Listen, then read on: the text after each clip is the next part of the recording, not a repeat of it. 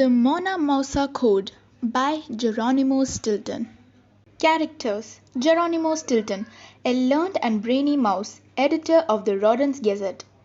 Thea Stilton, Geronimo's sister and special correspondent of the Rodent's Gazette. Trap Stilton, an awful joker, Geronimo's cousin and owner of the store Cheap Junk for Less. Benjamin Stilton, a sweet and loving 9-year-old mouse, Geronimo's favorite nephew. I am not a brave mouse. Mousehole, sweet mousehole, I said with a sigh. It was late at night and I was glad to be home. But as I scampered up the stairs, I immediately knew something was wrong. Why was the door open? I knew I had locked it that morning.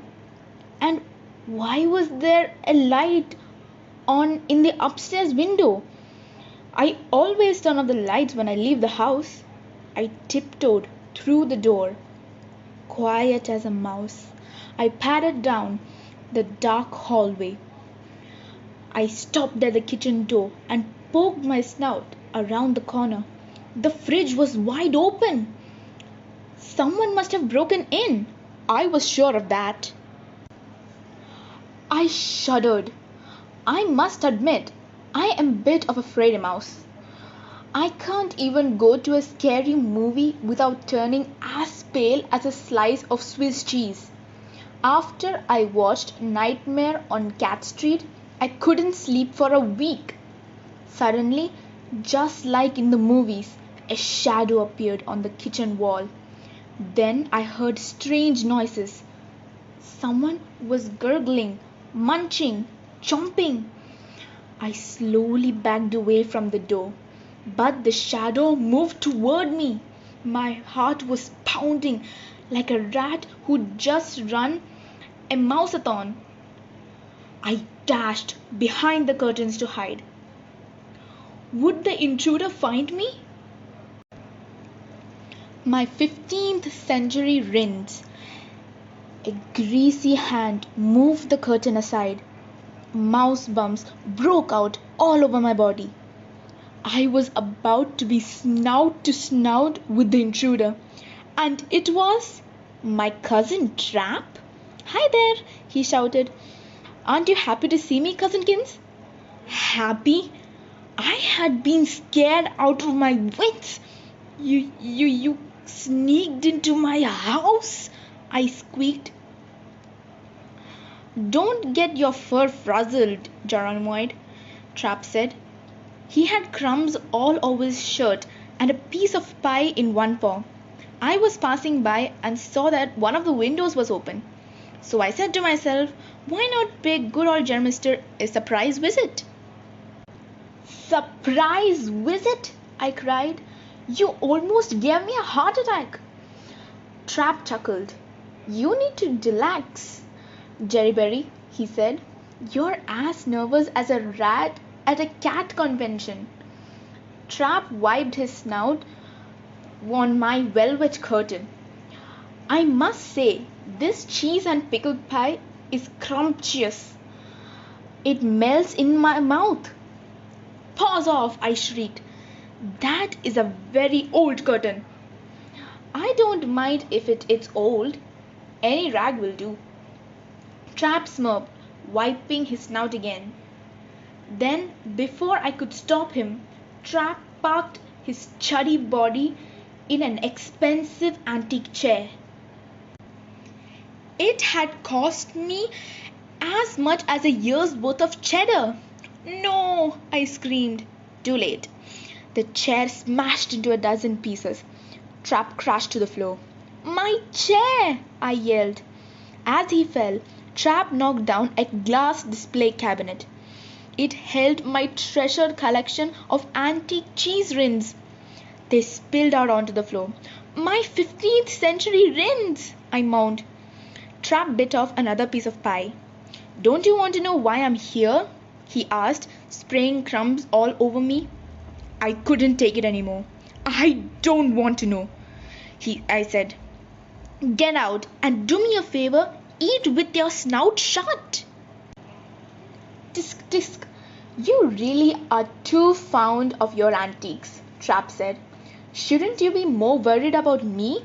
After all, I am your own fur and blood. Well, never mind. I'll tell you my news anyway. Trap winked at me. Then he leaned over and whispered in my ear. I have a great story for you, for that little news rag you put out. I was insulted. You mean my newspaper, the Rodent's Gazette? The most respected newspaper on Mouse Island? Whatever, Trap said. I've got a scoop for you that will make everyone's whiskers stand on its end. I can tell you this much. It's about Mouse Island's most famous painting, the Mona Mousa. My name is Stilton, Geronimo Stilton. My cousin might be annoying, but he does have a good nose for a story. An article about the Mona Mousa was the cat's whiskers. You see, I know a thing or two about good stories. I run a publishing house, the Stilton Publishing Company. We put out the Rodent's Gazette. Oh, silly me, I haven't introduced myself. My name is Stilton, Geronimo Stilton. I told my cousin to meet me at my office the next morning, 8 o'clock sharp. 12 hours later, Trap bounced into the office without bothering to knock, as usual. He rested his greasy paws on my desk, as usual. Then he squeaked with his mouth full, as usual. Let's talk. I noticed with disgust that Trap was munching on something, as usual. This time it was a multi-decker sandwich. Only Trap can eat such a super stuffed sandwich so early in the morning. I'll give you the dirt on the Mona Mousa affair, Trap began. When the story hits big, we'll split the profits equally. 70% for me and 30% for you. You call that equal? I asked, miffed. Is money all you care about? Trap grumbled. All right, out of the goodness of my heart, we'll do 60% for me and 40% for you. Just then, the door to my office flew open. My sister Thea, the special correspondent for the Rodent's Gazette, came roaring in on her motorcycle. I heard what you two were talking about, Thea said. I'll tell you how to cut the profits. 1/3 for me and 1/3 for each of you. Why should we cut you a slice of the profits? Trap demanded. Thea leaned on the desk, smiling slyly. Because I know something about the Mona Mousa that you don't, she sang, taunting us. That didn't surprise me one bit. If something exciting is happening on Mouse Island, Thea is usually the first to hear about it. Trap frowned. All right, he mumbled. We'll split the profits 3 ways. But I get to keep the television rights and movie rights, and Trap folded her arms firmly. No deal, Trap. We divide everything equally, so I won't squeak. Trap sighed. Fine, but only because I am a true gentle mouse. Let's shake on it. Just then a voice rang out. Me too, me too. I looked down to see Benjamin, my 9-year-old nephew, tugging at my sleeve. Too late, there are no extra shares, Trap said quickly. You can keep the money, Benjamin said. I don't care about that. Benjamin looked up at me. Please, uncle, let me help you. I want us to be together. I was moved to tears. All right, Mousy Pie, you can help, I said. I patted the top of his head. You see, Benjamin is my favorite nephew. The Telltail Tavern. Trap began his story. Do you remember that friend of mine I used to play pool with? He asked. That one with a scar on his tail and a black patch on one eye? His name is Lefty Limburger. Last Sunday I was playing pool with Lefty at the Telltale Tavern. Have you ever been there? I frowned. I'd rather eat a piece of moldy cheese than be seen in that place. You don't know what you're missing, Trap said. Each night there's something exciting going on. Yesterday there was a wrestling match between a karate black belt and a pool champion. You should have seen it. The black belt's paws were flying. But then the pool champion started slapping him with slices of whisk cheese. Get to the point, Thea snapped. Well, I met up with my old friend Lefty, and he told me a secret, Trap began. He lowered his voice. You see, his niece is a friend of a male mouse cousin, and she lives next to the brother-in-law of one of the guards at the museum.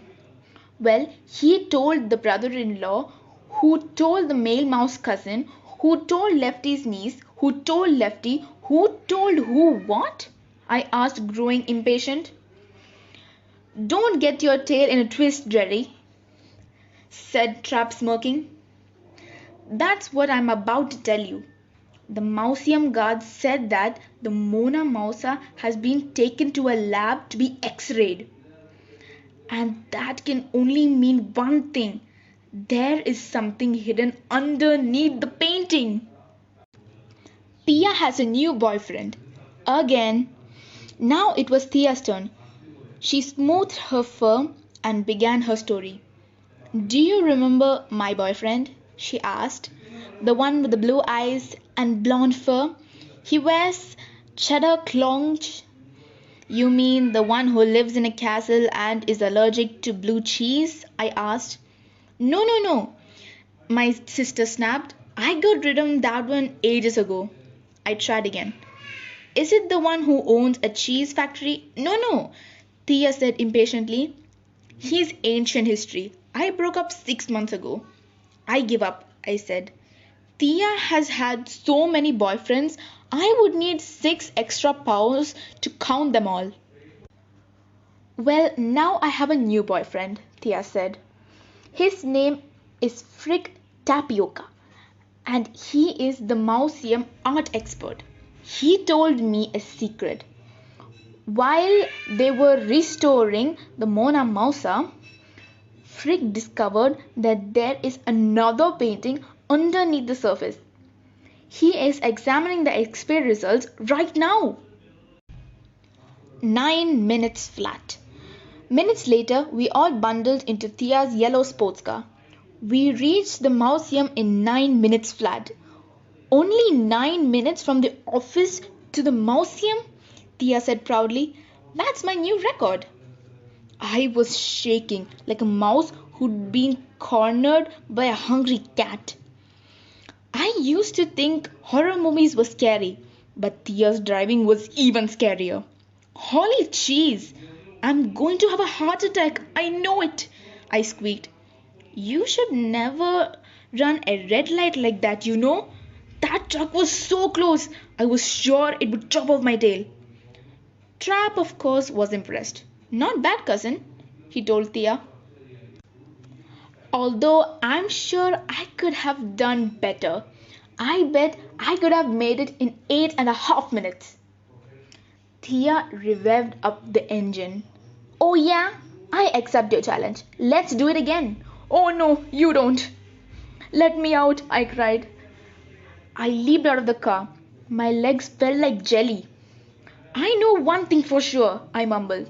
I will never get in a car with you mice again. I'm too fond of my fur. If the Mona Mousa could squeak. The museum was enormous. The ground floor housed ancient relics like mummies from Egypt and fragments of old cheese pots. The second floor held displays of paintings by the old masters like Botticelli and Jabwa Edam. The gallery of modern art was on the third floor. I recently visited there to see the famous painting of cans of cheese soap by the modern artist Ratty Mousehole. I'm not sure if I liked it, but it did make me hungry. As we climbed the marble staircase to the second floor, I told Benjamin the story of the Mona Mousa. The portrait was painted in 1504 by the great painter and scientist Mousa da Vinci. The Mona Mousa smile is very mysterious, I explained. It's almost as if she knows a secret. I wonder what the Mona Mousa would say if she could squeak, Benjamin said. Maybe she is smiling because she knows what's hidden behind the painting. We climbed to the next floor. The gallery of modern art was all crown-plated steel and glass. We won't be on this floor for long, Thea teased. I know you don't like art unless it's older than one of Grandfather William's whiskers. Just then, a mouse dressed all in black approached us. He wore a pair of round glasses perched on top of his snout. It was the famous art critic Artie Fartfer. I disliked him on sight. "Darling!" he shouted, running toward Thea. "Darling!" she replied. The two of them kissed each other on both cheeks. "What a phony!" grumbled Trap with his mouth full. He had already found the snack bar and was munching on a frozen cheesicle. "We're here to work, not to chat." "Goodbye, darling," Thea waved to Artie. Then she led us up one more flight of stairs to the fourth floor. That's where the museum's office and lab were. When we got to the lab, we were greeted by a very shy yet charming mouse. It was Frick Tapioca, my sister's current boyfriend. Frick looked startled. "Thea?" he stammered. "I didn't expect to see you." "How is the research on the painting coming along?" Thea asked. Frick frowned. "I can't squeak about it." "That's top secret information." Thea stroked Frick's ear. "There are no secrets between us, are they, my little niblet?" she crooned. Frick's fur went red. "What would you like to know?" "Everything, now," Thea demanded. "Well," Frick hesitated. Then he looked over at Trap, Benjamin, and me. "Who are these people?" Thea's voice turned sugary again. "They're family. You can trust them," she said. "Last week I started to restore the Mona Mousa," Frick whispered. "I scratched a fragment of paint off the canvas and realized there was another painting underneath." I had the painting x-rayed. My hunch was right. Mousa da Vinci created a hidden painting underneath the Mona Mousa. Frick produced a CD from under his white lab coat. "The hidden painting shows 11 objects," he said. "I used a computer to construct them. They are all on this disc." Thea quickly grabbed the CD from him. "Thank you, my sweet," she said. "I'll just borrow this for a little while. You'll get it back the next time we see each other." Frick beamed. "I'll see you again soon then." "When?" He cleared his throat. How about tonight?" Thea stroked Frick's ear again. "I'm busy tonight, my sweet, but maybe next week or the week after that." Just then the museum's curator, Simeon Scratchfur, came by. He was tall, lean, distinguished-looking mouse. He wore a blue bow tie and a red vest, complete with a gold watch and chain. Starchfur kissed my sister's paw. "Good day to you, Miss Stilton. What brings you here?" he inquired politely. "Good morning. What a pleasure to see you again," Thea squeaked. "Please forgive me, but I must run. Goodbye." We followed Thea down the stairs and back to the street. Then everyone followed her into her sports car. Everyone but me, that is. I decided to take a taxi. I'm too fond of my fur. Thea's mirror. When we got back to the office, we locked ourselves in. We had a lot of work to do. Since we've been working on this all night, Trap grumbled, I'd better order some food. Trap picked up the phone. Give me your mega huge pizza. I heard him say, no, make that super deluxe mega huge pizza. Make it extra spicy and bill it to my cousin Geronimo. I sighed. I hate spicy food, but I didn't feel like arguing with Trap. We had a lot of work to do. I can help, Uncle, Benjamin said. He sat down at the computer and inserted the CD. Images appeared on the screen. Frigg had taken the X-ray of the hidden picture and colored it in with a computer. We could make out 11 mysterious objects. There was a statue, a fountain, and a crown. But the rest of the items were hard to identify. Then I noticed tiny writing on the bottom of the screen. What's that? I asked, pointing. Benjamin enlarged the words so that we could read it. The writing didn't make any sense. It looked like some kind of lost language. Then Thea's eyes lit up. I think I've got it, she said. She took a mirror out of her purse and placed it in front of the writing. As if by magic, the words suddenly became clear. 11 places are yours to find. 11 letters you must combine. One single word will give you the key to solve the mystery I give to thee. I know, Uncle, Benjamin said, his voice filled with excitement. The 11 pictures must represent 11 places in Mousa City. There must be a letter hidden in each place. We just have to visit each of the places to solve the mystery. By cheese, I think he's got it, I exclaimed. What do you think, Trap? Trap wasn't paying attention.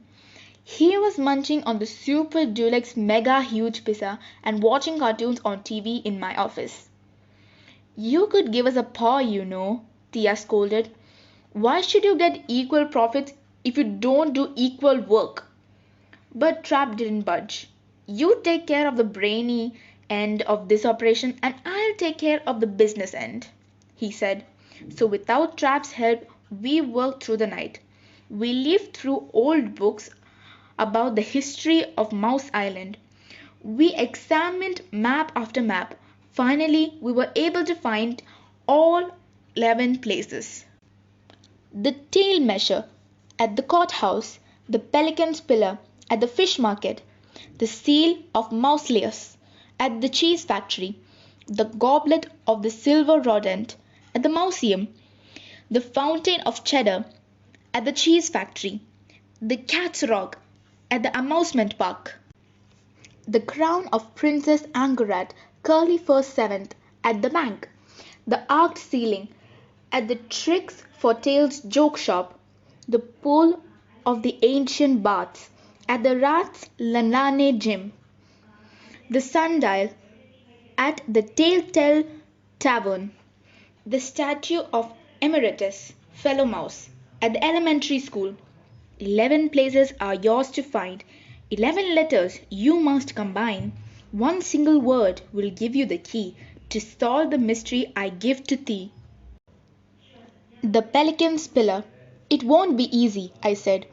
We need to visit each of the 11 places and search for a letter hidden in each one to solve the mystery. That's like searching for a needle in a stack of string cheese. Trap smiled confidently. Don't get your fur in a tangle, Cousinkins, he said. I've got friends all over town. You name it and I'll tell you how to find it. All right then, how about the pelican's pillar? I asked. It's somewhere in the fish market, but where? No problem, Trap said. I'm a legend at the fish market. I'm famous as a great shark hunter.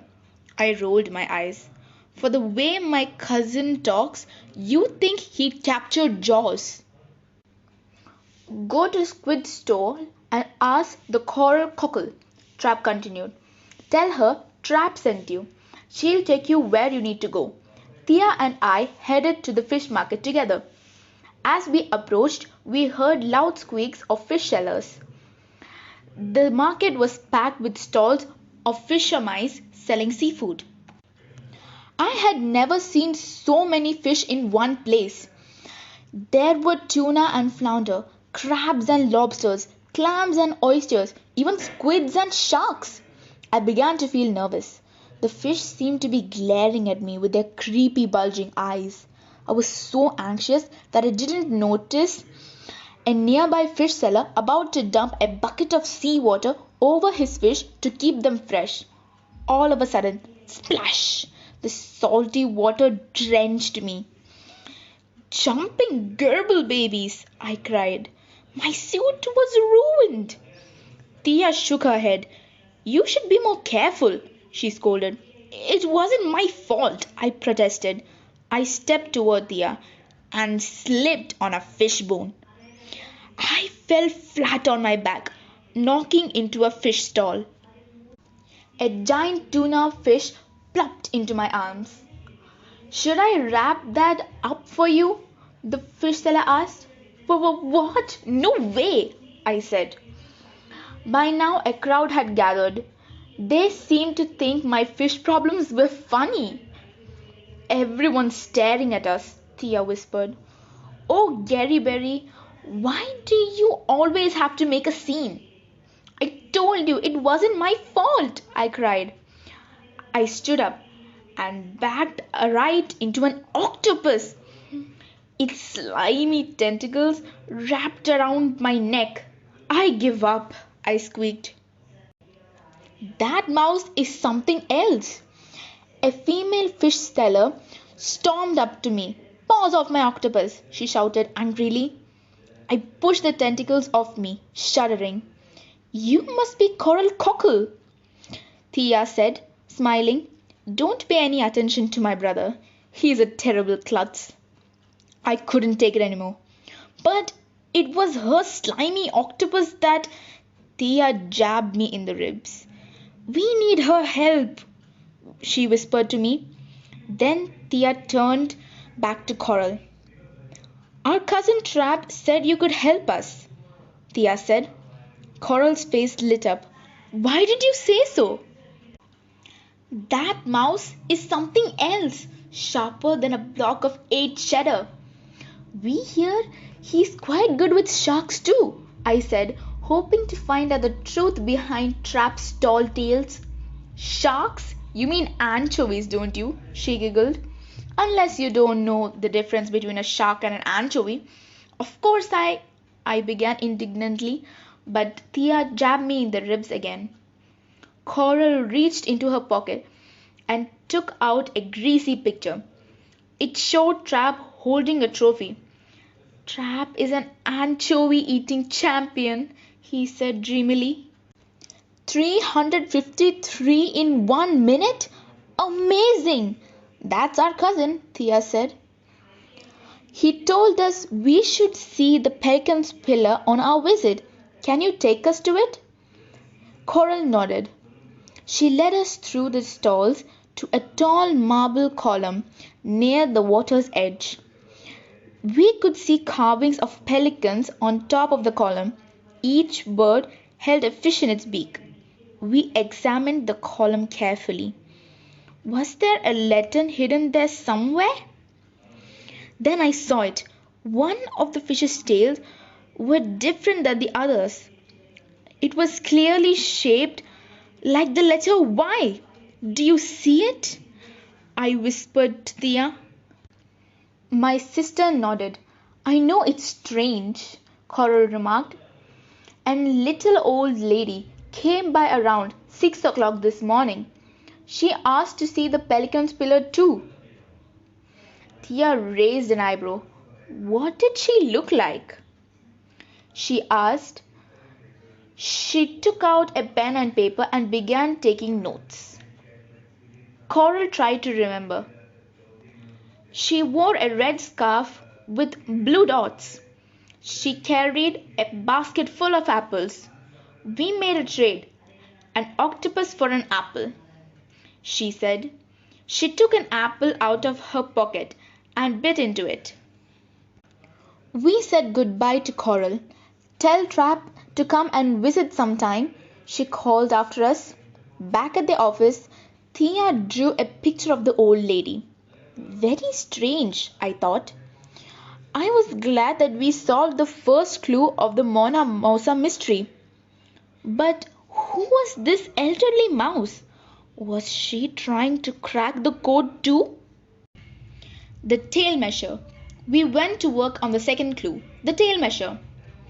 I knew the tail measure was a kind of an ancient yardstick.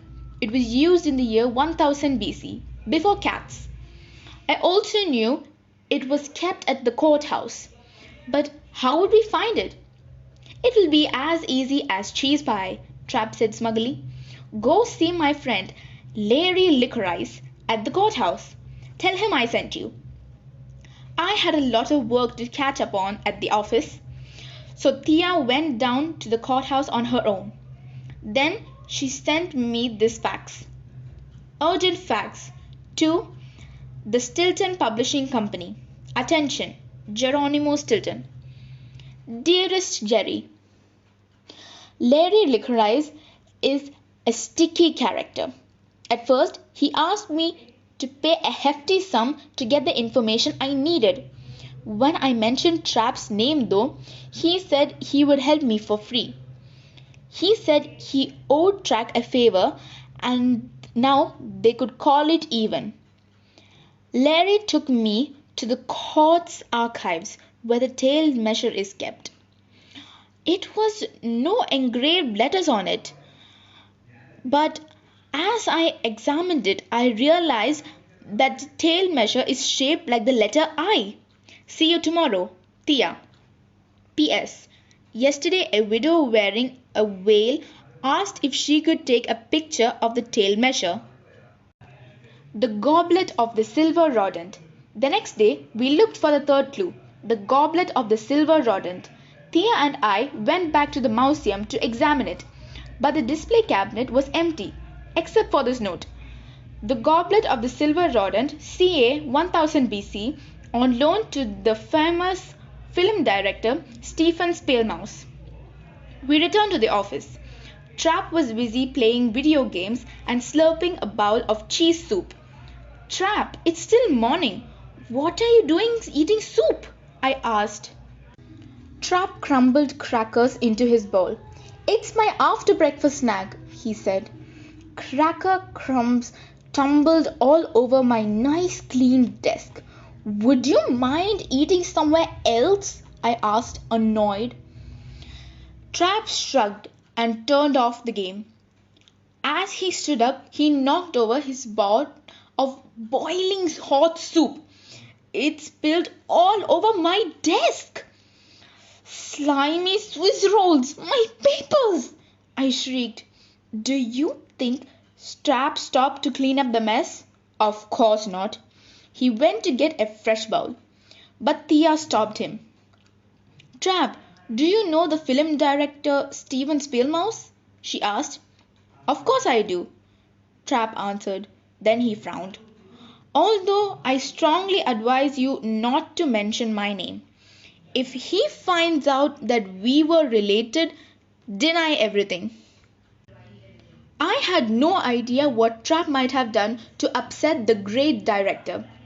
But we had to try to find the clue anyway. Thea and I rushed to the film studio. The film set was covered with sand and fake palm trees. We saw Stephen Spielmouse squeaking orders into a bullhorn. Who is the cheddarface who turned off the snow machine? He yelled angrily. Can't you see this film takes place in a desert? A desert? What a loud mouse, I remarked to Thea, but my sister had spotted something. I think I see the silver goblet, she whispered, pointing.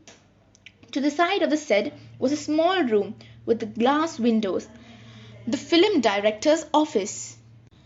Inside, we could see a mouse dressed like a Roman gladiator. The mouse was inspecting the goblet. Then he set it down and sneaked out of the office.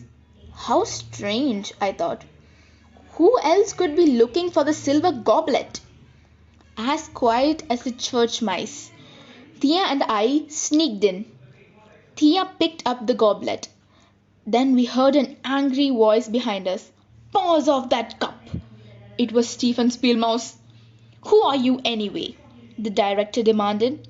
My name is Stilton, Geronimo Stilton, and this is my sister Thea, I blurted out. Thea stepped on my tail, but she was too late. I had forgotten Trap's warning.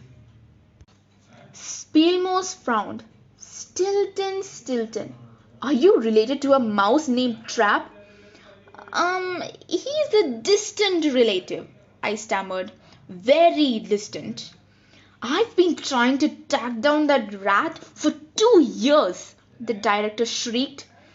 When I was filming Ship of Mice, he drove a speedboat in the ship right before I had to shoot the scene. The ship sank. You can't have a movie called Ship of Mice without a ship. Spielmouse stomped around his office. If I ever get my paws on Trap Stilton. While the director fumed, Thea and I slowly backed out of the office. Then we scampered out of the studio as quickly as we could. Don't worry, Jerryberry, Thea said, giggling. I saw a letter engraved on the cup.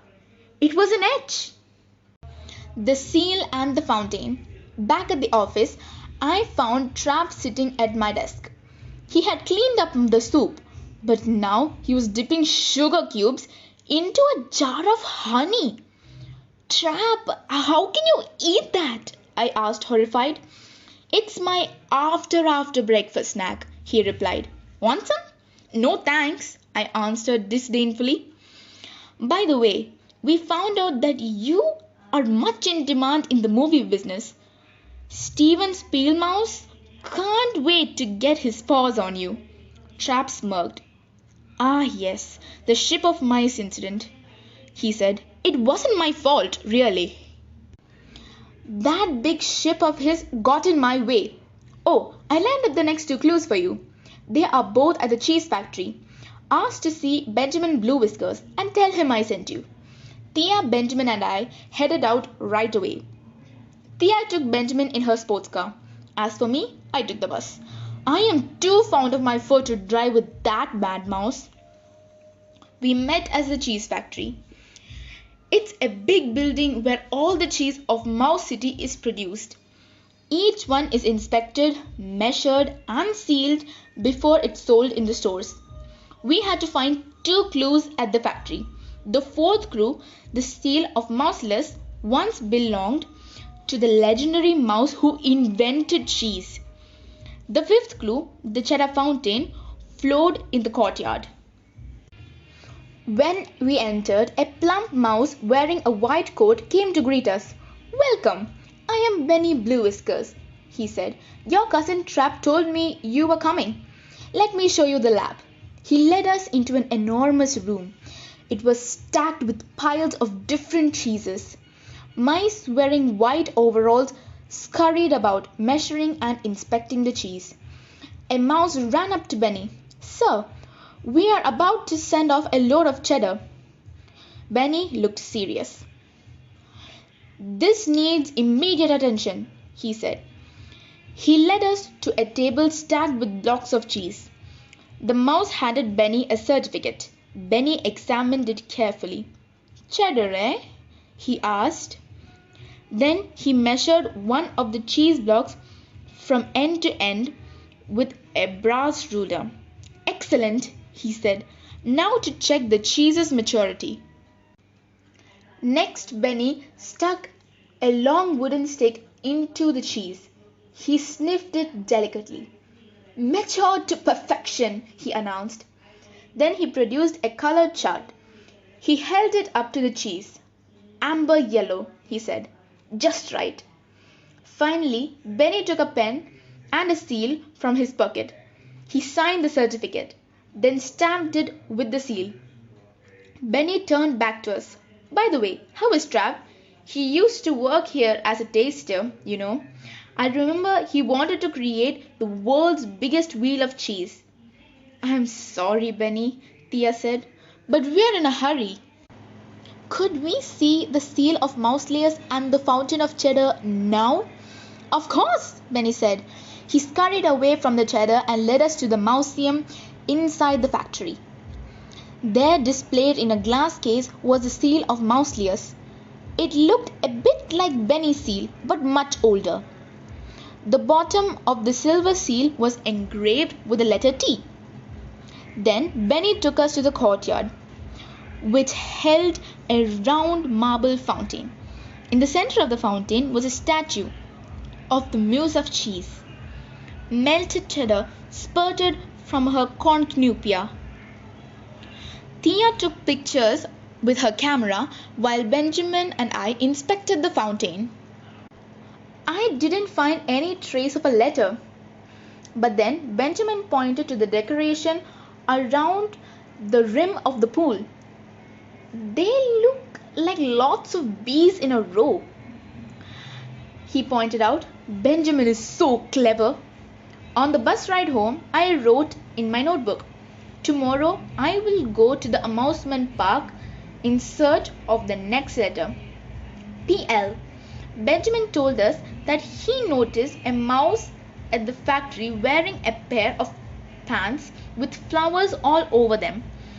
In the afternoon, another mouse wearing a red and white striped vest showed up. They both looked very interested in our clues. The Cat's Rock. The next day, Benjamin and I set out in search of the sixth clue. Trap, of course, had a contact for us at the amusement park. Asked to see my friend Chuck Choptail. His friends call him Slick. He is the owner of the roller coaster. Trap told us. We arrived at the amusement park at 6 o'clock. The sun was setting and the bright lights of the rides were starting to come on. We could see the big Ferris wheel, the merry-go-round and the bumper cars. I began to feel nervous. Scary movies horrify me. Thea's driving makes me weak in the knees. But the fast rides at an amusement park really terrify me. Benjamin, however, was very excited. Can we please go on the merry-go-round, Uncle Geronimo? And then get popcorn? And then we can play whack-a-cat? I smiled. It is hard to say no to my nephew. Let's find the clue first, I said. We walked over to the roller coaster. A short mouse was sitting on a barrel of fish and counting a pile of coins. When he saw us, he muttered, "One adult and one child?" Mr. Chuck Choptail, I asked. We need some information. My cousin Trap said you might help us. The little mouse broke into a big smile.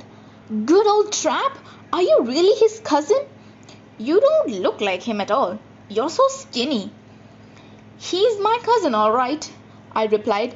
Anyway, he told us about a cat-shaped rock here at the amusement park. Can you take us to see it? Anything for a cousin of Trap's, Slick replied. But first, how about a nice ride on the roller coaster? I gulped. Oh, no, thank you, I said. But Benjamin tugged on my sleeve. Please, uncle, it looks like fun. I hated to disappoint my nephew. You can take a ride on it if you want. Slick frowned. You can't let a little mouse like that go on by himself, he scolded. He pushed us both toward a red roller coaster car. Benjamin hopped right inside. I started to back away, but tripped me with his paw. Fasten your seatbelt and enjoy the ride, Trip said, grinning. Let me out, I screamed. But it was too late. The car had started lunging forward. I was trapped. I closed my eyes and clutched the bar in front of me. My paws were sweaty with the steep track. Uncle, look how high we are, Benjamin called out happily. I couldn't bear to open my eyes. But it didn't matter. Even though I couldn't see, What was happening? I could feel it. Zoom! The car plunged down a hill. We curved sharply to the left, then to the right. The car made an upside down loop. So did my stomach. Then another loop and another one. My insides turned over and over. Then we did it all again, backward. Benjamin shrieked with delight, but I was too scared to even scream. After what seemed like hours, the car finally stopped.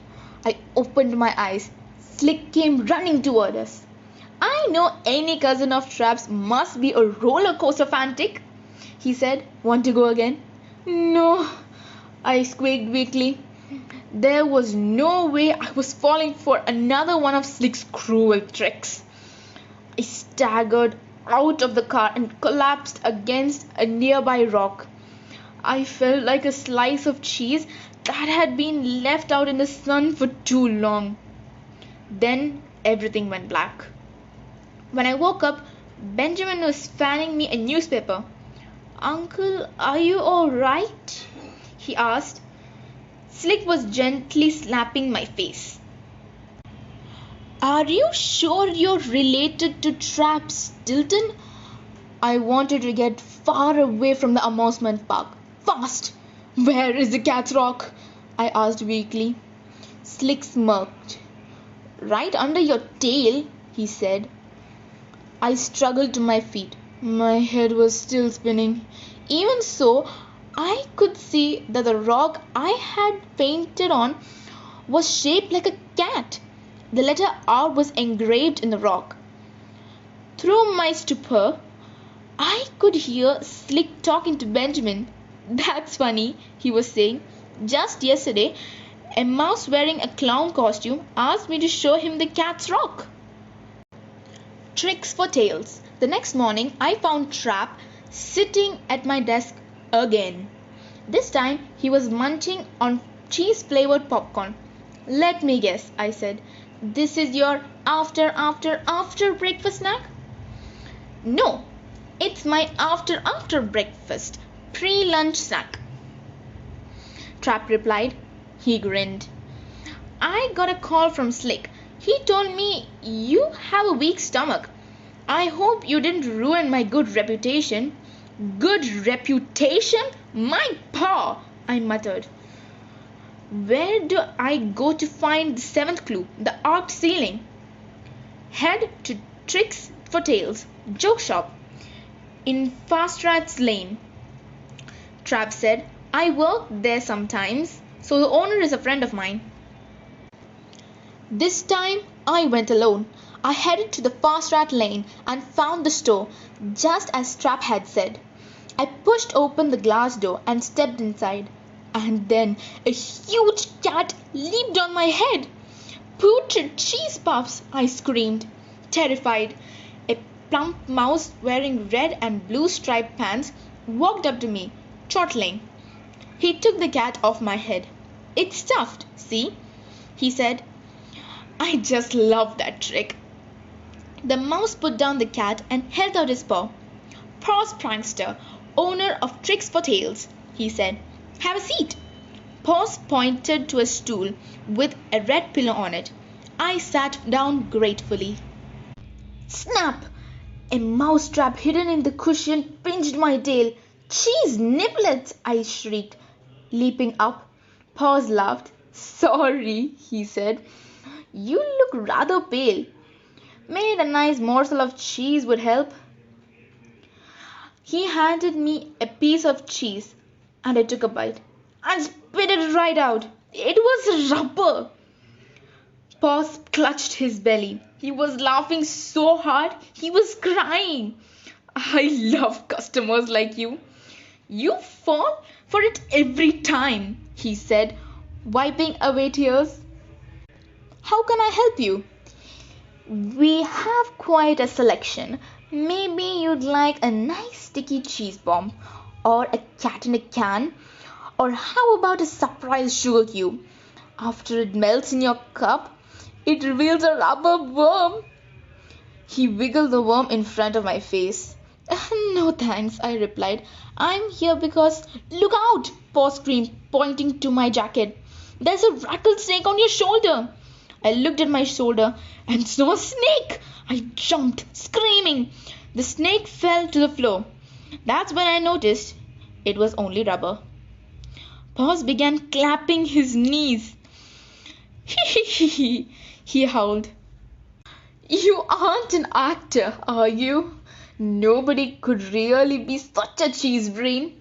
I had had enough. I started to storm out, but the rug slipped out from underneath my paws and I went flying. The next thing I knew, I was rolled up inside it. I can't take it anymore, I wailed. My cousin Trap sent me. I need some information. Why didn't you say so? Paws asked. Trap is one of my best friends. He always tells me the funniest stories. He has this ridiculous cousin named Geronimo Stilton. That's me. I'm Geronimo Stilton, I cried, untangling myself from the rug. I would like to see the ceiling in your cellar. Would you please help? Paws shook his head. Why is everyone so interested in my ceiling all of a sudden? He wondered out loud. Yesterday, a cute mouse dressed up like Little Red Riding Hood came to see it. I sighed.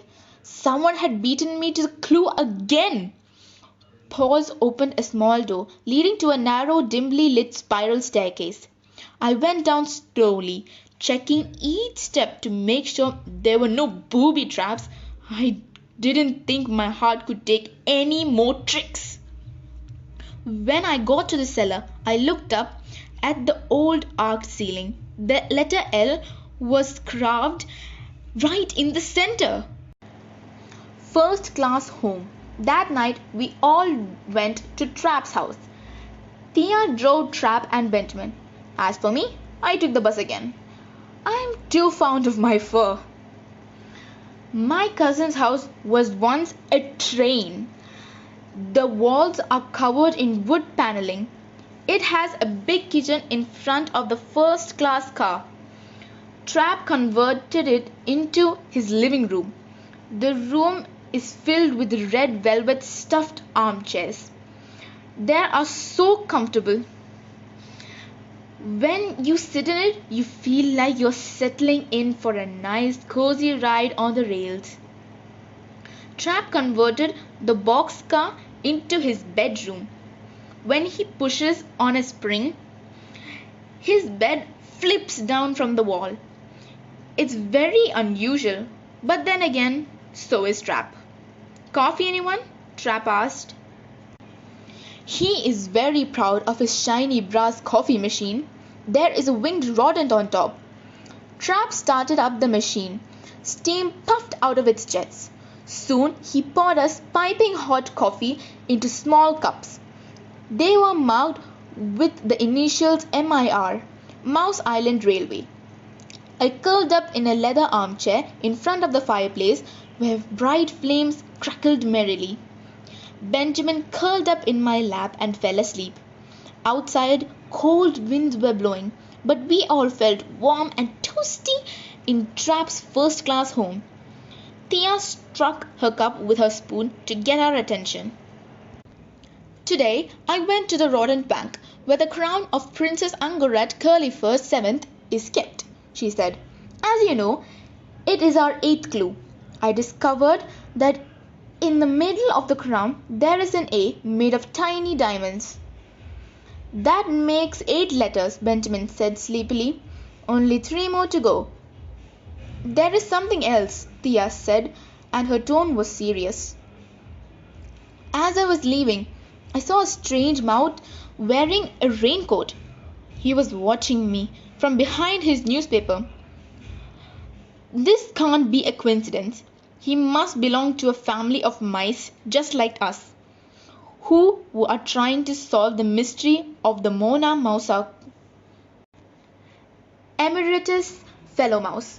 We had no time to lose. If we wanted to break the story of the secret behind the Mona Mousa, we would have to find all the clues before those other mysterious mouse did. The ninth clue was a statue of Emeritus Fellowmouse, the founder of the first elementary school in Mousa City. Go to see my old teacher, Abacus Farsums, Trap suggested. He can tell you all about it. So Benjamin and I headed out early the next morning. We got to the school at 7 o'clock before classes started. Abacus Farsums, an old mouse with grey fur, was perched behind his desk.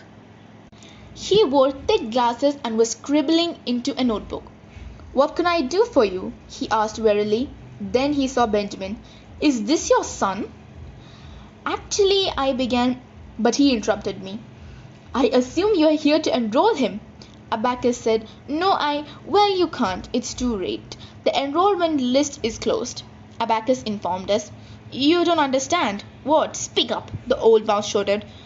"I'm a bit hard of hearing." I raised my voice. "I've been sent by Trap, an old student of yours." "What? Ours? I think it's 7 o'clock," Abacus replied. I tried again. "Trap told us about the statue of Emeritus Fellowmouse." Abacus frowned. "What? Farmhouse? This is a school, not a farmhouse."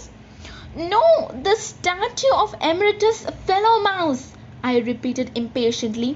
I pointed out the window, where the statue could be seen in the courtyard. Abacus nodded. "Oh, the statue. Yesterday a mouse came in, a rather mature student. He wanted to get a close look at it." "Who did you say sent you?" "Trap," I shouted. He finally caught on. "What? Trap? Why did you say so? I'll never forget Trap." "He was the most troublesome student I ever had," Abacus said. "Once he climbed on top of the statue of Emeritus Fellowmouse to put a banana on his snout. Then there was a time he nailed shut the drawers of my desk. And the day he put chewing gum on my chair. What a pest! And yet," the old mouse looked moved. He wiped a tear away from his eye. "Trap is the only one who sends me Christmas cards. Look here." He opened a desk drawer and took out a big bundle of cards tied with a red ribbon. I recognized my cousin's handwriting. Abacus put away the cards and walked toward the door. "Follow me," he said. He led us to the statue. I examined it carefully. Emeritus Fellowmouse stood on a school desk. He held up an inkwell engraved with the letter S. I turned to Abacus. "Thank you for your time," I said. "I hope it wasn't too much trouble." "Bubbles? I don't see any bubbles," Abacus said. Benjamin giggled. I just sighed and waved goodbye. The pools at the ancient baths. Only 2 more places to check out. Number 10. The pools of the ancient baths could be found at the Rat Lanlane gym. Trap told me to talk to his friend Joke Muscle Mouse, a personal trainer who worked there. When I got to the gym, I was greeted by a rat in the size of a cheese delivery truck. He had more muscles than a hunk of Swiss cheese has holes. The mouse picked me under my arm. "You must be here for the full treatment," he said. "Well, actually, I began. Jock dropped me in the changing room. "Put on some sweats," he instructed me. I changed into a sweatpants and a t-shirt. When I came out, Jock pushed me through a door and shut it behind me. "Is this the way to the pools?" I asked. Then I saw that Jock had put me in a closet, a very hot closet. I was in a sauna. I looked at the thermometer of the wall. "Holy cheese!" I cried. "It's 100 degrees in here." I pushed open the door, gasping for air. Jock looked surprised. "Already done?" Jock turned on a faucet on the wall, and cold water splashed all over me. "You don't understand," I said. "I'm here for..." Jock picked me up again. This time he dropped me on a treadmill. It was moving at maximum speed. Jumping gerbil babies, I panted. How do you stop this thing? Jock switched off the treadmill. Then he plopped me on a table. Nothing like a good massage to soothe your tired muscles, he said. It all includes in the price. Jock began to knead my muscles with his powerful paws. I felt like a slice of cheese going through a shredder. Enough! I screamed. I jumped off the massage table and ran to the door. Jock grabbed me by the tail. Are you planning to run off without paying? He asked. Then he slapped a bill in my face. I couldn't believe the amount. I didn't ask for the sauna or the shower or a massage, I squeaked. I absolutely refused to pay. Just then, Thea came by wearing a trendy workout outfit. Geronimo, what are you doing here? Jock scowled. Do you know this guy? He was trying to scurry away without paying. This is the most exclusive gym in Mousa City, Thea hissed in my ear. You're making me look bad, so pay up now. I wrote out a check, furious, while Jock glared at me. As I stormed off, Thea stopped me. What brings you here anyway? She asked. I'm looking for the 10th letter, I explained. You didn't have to come all this way, Thea said. I asked at the pools this morning. They're shaped like the letter N. The last letter. After I gave Jock a mega huge check, he became a lot friendlier. He told me a mouse in baseball gear had visited the gym looking for the pools. Thea, Trap, Benjamin and I held an emergency meeting in my office. Those mysterious mice may have already solved the mystery, I said. We need to run to the sundial at the Telltail Tavern to find the 11th letter. Any volunteers? Trap smirked. The letter of the sundial is U, ratlets, he announced. I was at the Telltale yesterday. I wanted to ask my friend Tootsie for his recipe for the cream cheese cupcakes. While I was there, I looked at the sundial. Tootsie told me that a mouse in a motorcycle jacket came to see the sundial just before I did. Good work, Trap, Thea said. My cousin trotted into the kitchen. He came back holding a platter of what seemed to be food. A terrible smell reached my snout. Let's celebrate, he said. How about some pickled onions smoothed in grape jelly? Or anchovies dipped in honey? My stomach did a somersault. No, thank you, I said. Are you sure? Strap asked. I made a delicious punch to go with it. I'm sure you did, I replied. But there was no time to waste on Trap's disgusting snacks. I wanted to try to solve the mystery. I remembered the rhyme in the hidden painting. 11 places are yours to find. 11 letters you must combine. One single word will give you the key to solve the mystery I give to thee. I took out my notebook where I had written all the 11 letters we'd found. YIHTBRLASNU. Lost in thought, I reached for a glass of water. I grabbed the nearest cup and gulped down the contents. I heard Trap mumble, "There goes my glass of super hot chili punch." I didn't feel anything at first. Then suddenly my mouth was on fire. I could feel smoke coming out of my ears. Cheese niblets! I shrieked. Maybe it was the sudden shock, but all at once a single word popped in my head. Arched ceiling L. Crown of Princess Angaret Curlyfur 7th A. Fountain of Cheddar B. Pelican's Pillar Y. Cat's Rock R. Tail's Measure I. Pools at the Ancient Baths N. Seal of Mausoleus T. Goblet of the silver rodent H. Sundial U. Statue of the Emeritus fellowmouse. Labyrinthus, I muttered. Of course! The labyrinthus was an ancient library. I read about it in a manuscript written by Mousa da Munchi himself.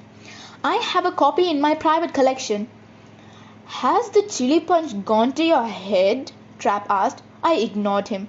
I dashed to my library and found the manuscript. I began reading aloud. The labyrinthus, a great library, stood in the heart of the town. In was a maze of thousands of corridors. The poor soul who enters its hallways might never find the way out. Alas, now our beloved city is threatened by the great war of the cats. So I, Mousa da Munchi, have hidden the labyrinthus. It once was. It is now no more, but maybe one day it shall be again. After the great war of the cats, new Mousa City was built over the remains of old Mousa City. Mousa said that the labyrinthus was located in the heart of the old town. That could be Singing Stone Plaza, I cried. I know where it is, Thea said. I'll drive. Follow me. Thea dashed out. Trap and Benjamin followed her. As for me, I hopped on my bicycle. I'm too fond of my fur. The Singing Stone. Singing Stone Plaza is one of the oldest places in town. No one knows why it has such an unusual name. It is paved in a stone. Right in the middle stands an obelisk. The tall, thin pillar seems to touch the sky. When we arrived, the plaza was deserted. I was excited. The labyrinthus has to be here, I said. I can feel it in my whiskers. We examined the square inch by inch. There had to be some clue that would lead us to the labyrinthus. We looked for hours, but we didn't find a thing. I started to worry. Could I be wrong? My cousin was sucking up a Swiss cheese flavored lollipop. He shook his head. There's nothing here. Zilch! Zip nada, he complained. I told you that chili punch went to your head. It has to be here, I protested. Mousa da Munchi said he hid the labyrinthus in the center of the town. Give it up, cousin, Trap grumbled. There is no labyrinthus. Maybe Mousa da Munchi was playing some kind of joke. I don't want to give up, I replied. I feel we are so close. I think Trap is right, Thea said. Let's just call it a night, Jerrykins. But Benjamin did not want to give up. If Uncle Geronimo says the labyrinthus is here, then it must be here somewhere. Trap snorted. Take a look around, Mouselet, he said. Do you see any labyrinthuses? I don't. I felt like crying. We had worked so hard to find all the clues. Trap must have seen the sad look on my snout because he stood up. Tell you what, Cousinkins, he said. I am going to check for you one more time. Maybe we just need a better view. To my amazement, Trap walked up to an obelisk and began to climb it. He shimmed up the pillar like a cat climbing a tree. Trap, come down, I shouted. It's too dangerous. But Trap kept climbing. You should see the view from here, he called back cheerfully. Higher and higher he went. I got dizzy just looking at him. After what seemed like forever, he reached the very top. There is no labyrinthus. Sorry, Cousinkins, Trap shouted from the top of the obelisk. There is no labyrinthus. Inthus. Trap's voice bounced all over the square. It's an echo, I said. Maybe that's why it's called Singing Stone Plaza. The echo kept repeating, Inthus. It bounced off the bench, the bushes, the stones. Inthus. The echo grew louder and louder. It really did sound like the square was singing, Inthus, Inthus, Inthus. The echo was so loud it made the ground shake under our paws. Is this an earthquake? Thea asked. This isn't an earthquake, I said. The stone circle we are standing on is shifting. We got to move fast. Trap slid down the obstacle.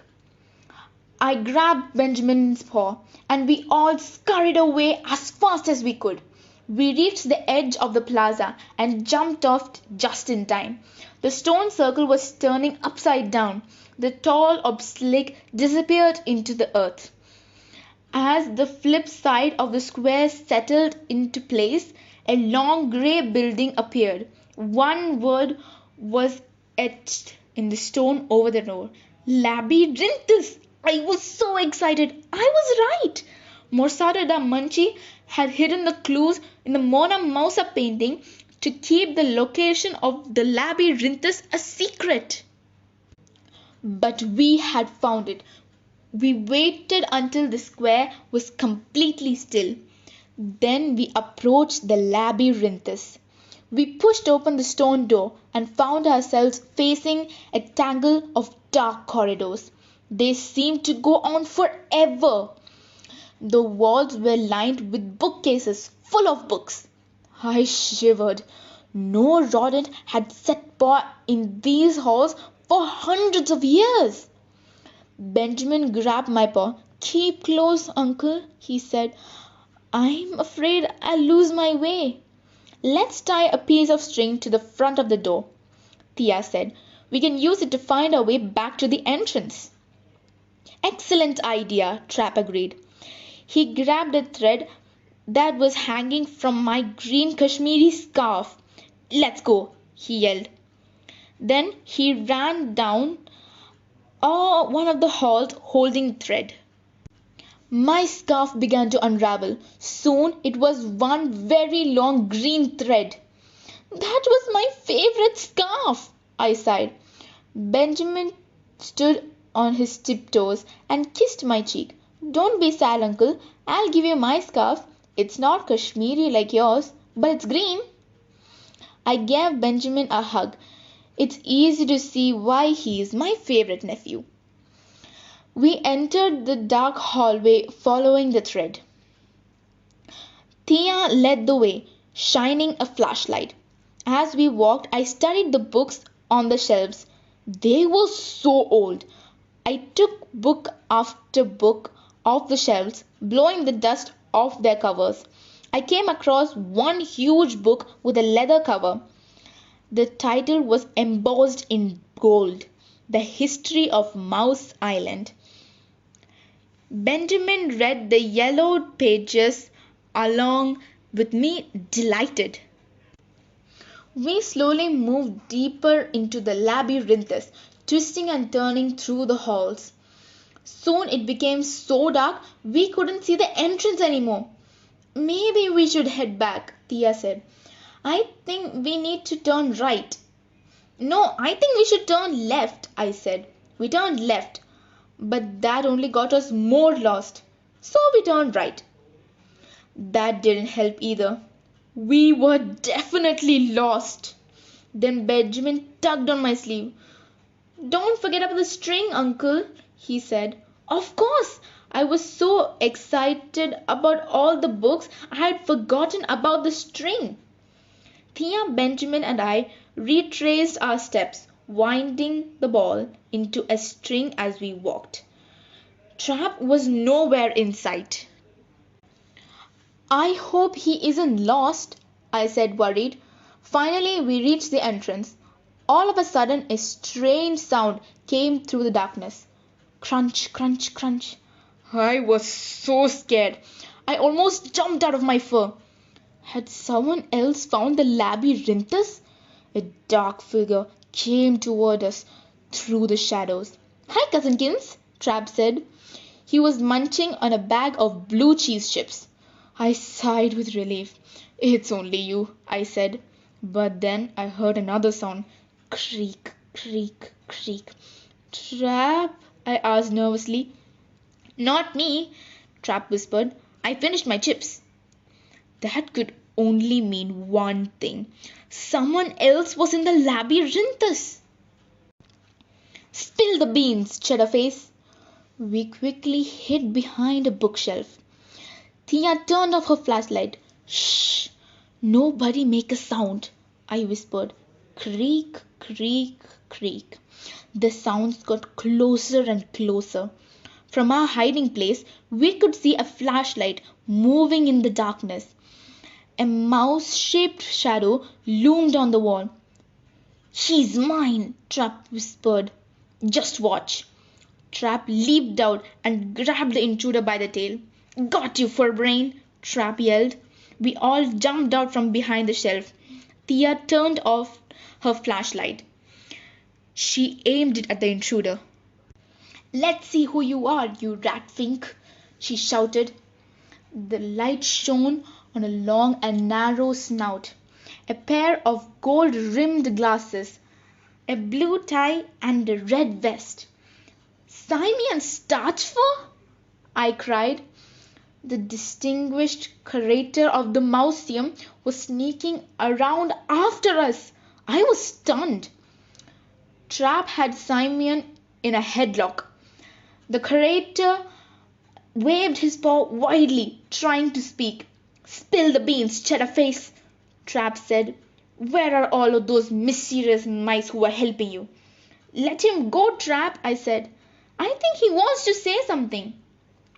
Trap loosened his grip. Simeon swallowed, gasping for air.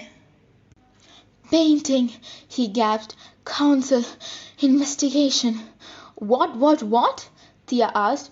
Sounds like you've got a frog in your throat. I can't hear you. Squeak up. Simeon fumbled in his vest. He took out a piece of paper covered with official-looking stamps and handed it to Thea.